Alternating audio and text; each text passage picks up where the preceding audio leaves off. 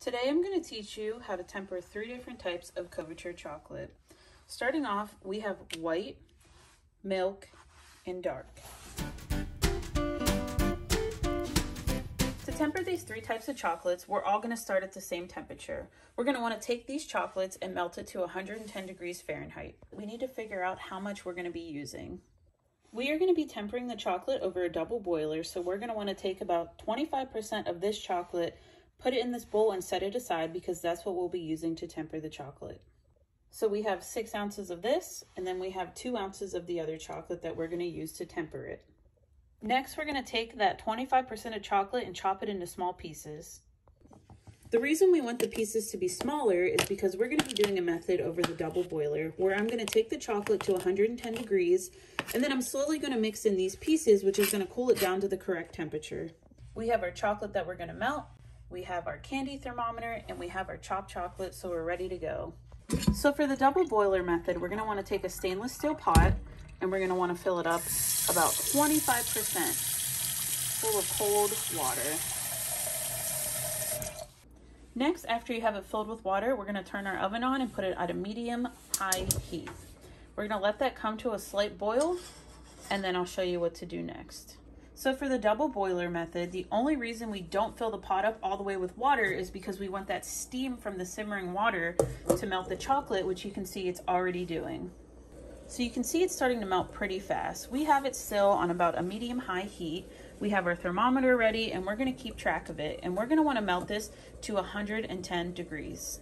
So what I was talking about earlier, all the chocolates that have the different cocoa percentage, we're going to have to melt that cocoa percentage. It starts to melt at around 90 degrees, but we're going to take it to 110 degrees. Anything higher than 110 degrees might be hard to temper, especially since we're only tempering with about 25% of the chocolate. And the reason we cut the chocolate into smaller pieces is that so it'll melt faster and the chocolate will start to temper. So I've had this melting for about 2 minutes so far. You could see some of the steam coming up. That's what's melting the chocolate. We have it at about 91 degrees right now, and like I said, we want to take it to 110.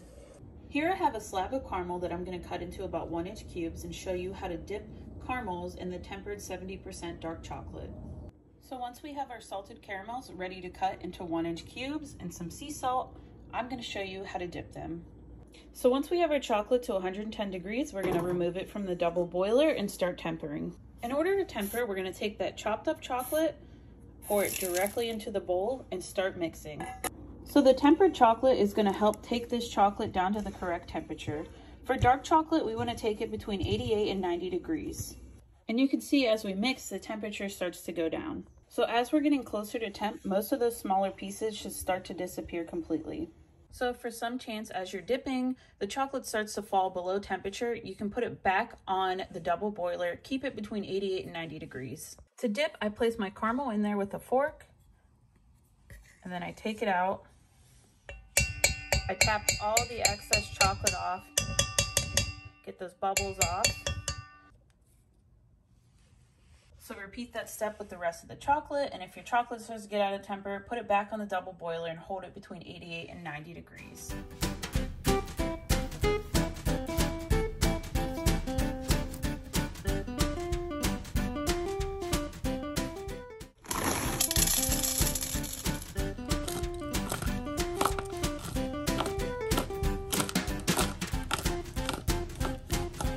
So now that we have our white chopped into smaller pieces and our white that we're going to melt, I'm going to do the double boiler method again because that one is my favorite.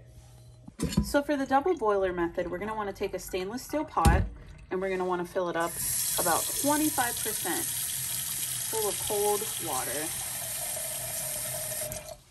Next, after you have it filled with water, we're going to turn our oven on and put it at a medium-high heat.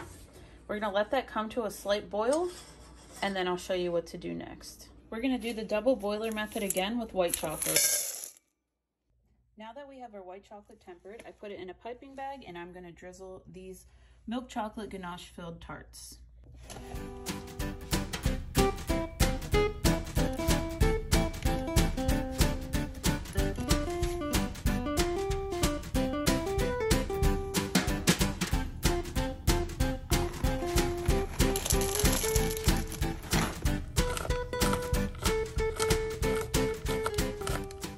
So now that I've shown you how to temper chocolate over a double boiler, I'm going to show you how to do it in the microwave next.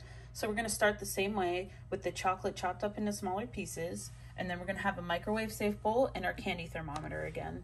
Next, I'm going to show you how to temper chocolate in the microwave. We are going to dip these macarons in this milk chocolate once it is tempered. So we are going to take this chocolate and place it into our microwave and microwave it in 30-second intervals. So it's going to be the same thing. We're going to take it in 30-second intervals, probably about 4 times, and we're going to take the temperature each time. So I microwave this 4 separate times at 30-second intervals to reach 110 degrees. For milk chocolate, we want to take the 25% that we reserved, pour it in, and then take it to 86 to 84 degrees. We're going to take the same thing we did with the dark and mix it in until we reach 86 and 84 degrees.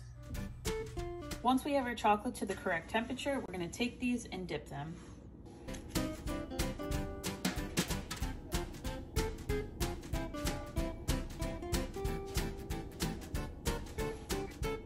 As the chocolate's setting up, I'm going to sprinkle some of my favorite toppings on top.